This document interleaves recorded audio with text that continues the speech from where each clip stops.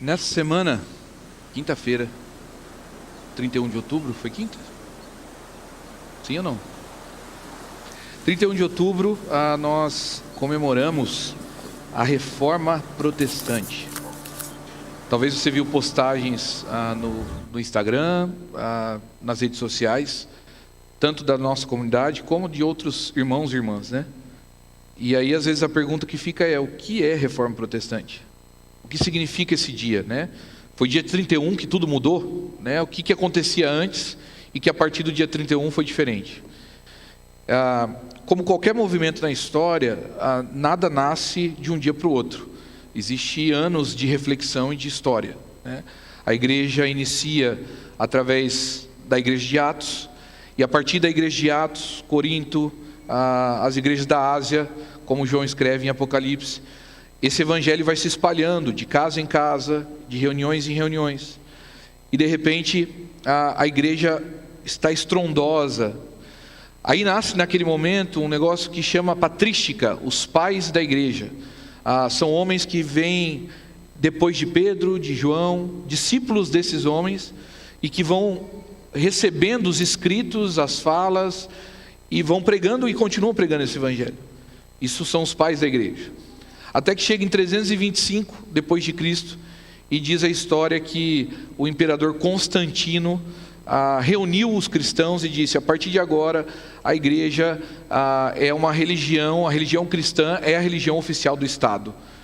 Tudo muda a partir dali, porque agora a igreja não é mais um povo perdido, perseguido, mas agora é o povo que tem a oportunidade de se reunir em qualquer lugar e mais. Alguns agora perseguem os outros. Infelizmente a igreja, ou parte dela, começa a usar o poder do Estado, e essa confusão política e igreja dá o que dá na história. Quando você olha para a história, você vai ver momentos onde a igreja, padres, pastores, religiosos, perseguiam pessoas que não eram adeptas à própria religião deles. A igreja faz o papel inverso, de perseguido passa a perseguir.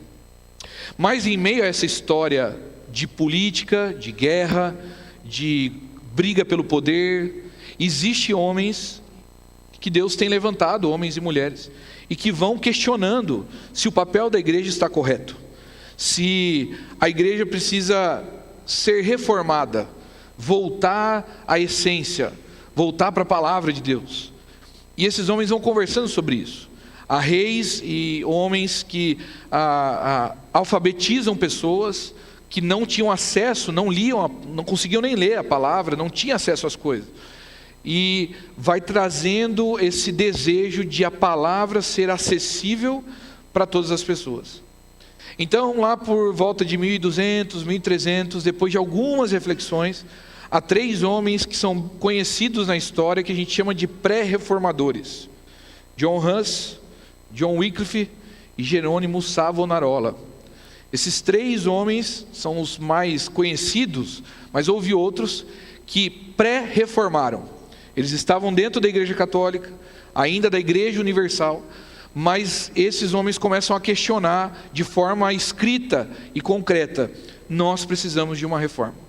Algo precisa acontecer, a igreja precisa voltar para Jesus, para Deus, para a palavra. E as pessoas precisam ter acesso. Não é o Papa, não é o padre que é o mediador entre os homens e Deus. É Jesus que é o mediador. Ele é o caminho, a verdade e a vida.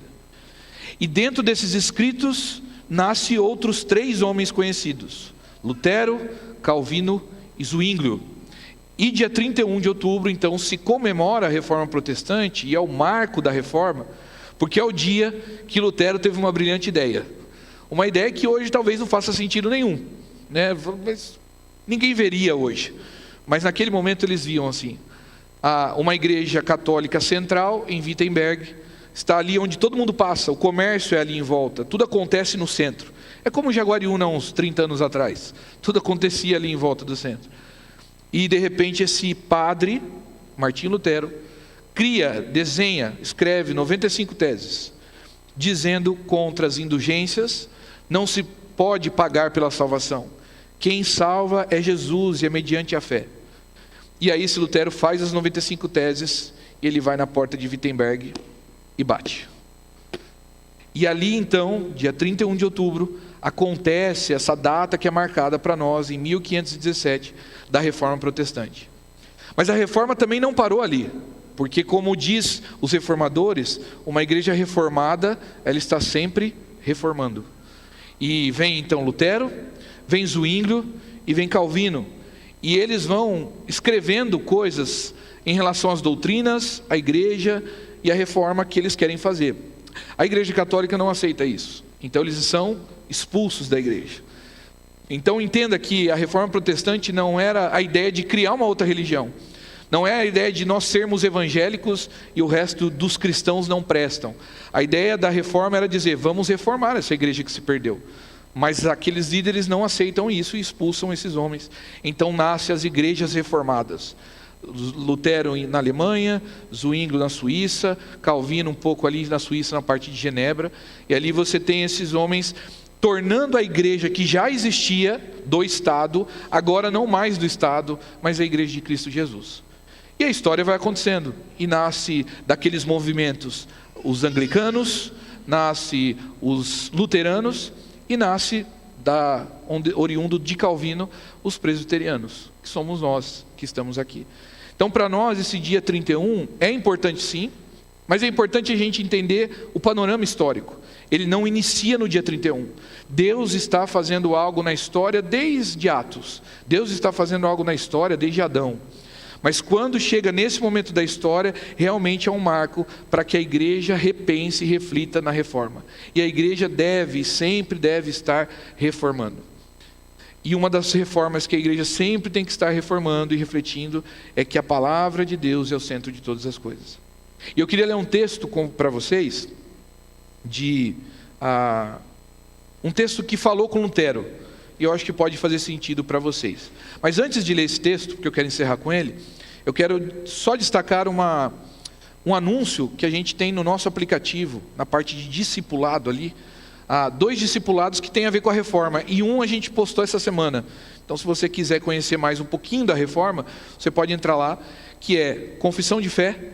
É um curso de algumas aulas, acho que 5 aulas, onde você tem ali, está aí o nosso aplicativo, você entra na seção discipulado, e aí você consegue ter acesso tanto ao curso Confissão de Fé, quanto os 5 pontos calvinistas. Confissão de Fé conta a confissão de fé das igrejas reformadas que se reuniram para decidir uma direção para a igreja. Os 5 pontos calvinistas são um resumo do que Calvino escreveu. Não define tudo o que ele escreveu, porque ele escreveu muita coisa, mas explica um pouco desse momento que acontece da reforma protestante e que tem muita relação com a nossa igreja presbiteriana. Então, se você quiser, você pode acessar lá e conhecer mais sobre esse pós-reforma e esses escritos de Calvino. E eu queria ler um texto com você, numa forma que muitos antigamente usavam, porque não existia a Bíblia impressa. E como que as pessoas liam a Bíblia? As pessoas se reuniam num lugar, e alguém ali, um pastor, um padre, um líder religioso, lia o texto, ou às vezes na casa, um líder da casa, lia o texto bíblico e as pessoas ouviam esse texto. Então a gente não vai projetar, você não precisa abrir na sua Bíblia. Eu queria que você, se você puder, fechasse seus olhos e ouvisse o texto que falou com Lutero, e quem sabe falará também ao nosso coração. Romanos 1, versículo 8, Paulo diz assim: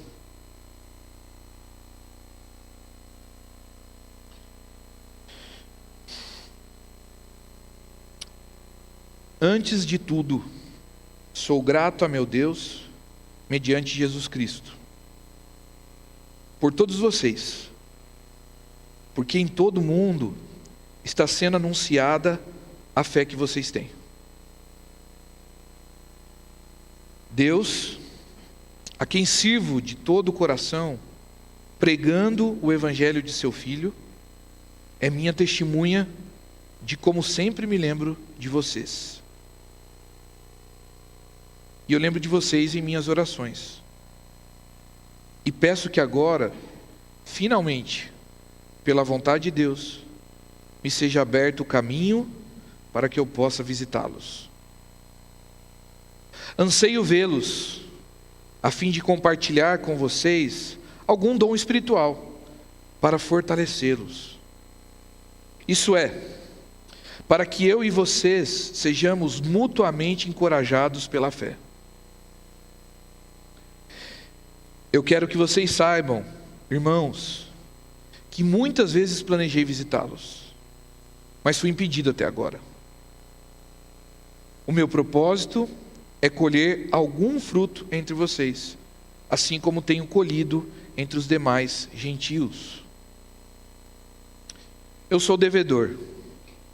Sou devedor tanto a gregos como a bárbaros, tanto a sábios como ignorantes. Por isso estou disposto a pregar o evangelho também a vocês que estão em Roma. E eu acrescentaria a vocês que estão em Jaguariúna, Pedreira, Amparo, Olambra, Arthur Nogueira. Não me envergonho do evangelho, porque é o poder de Deus para a salvação de todo aquele que crê. Primeiro do judeu e depois do grego. Porque no evangelho é revelado a justiça de Deus. Uma justiça que do princípio ao fim é pela fé. Como está escrito, o justo viverá pela fé. Que Deus abençoe e que a gente possa lembrar que a Reforma Protestante é um marco que nos lembra que o que nos salva, o que nos faz cristãos e discípulos, é a fé em Jesus.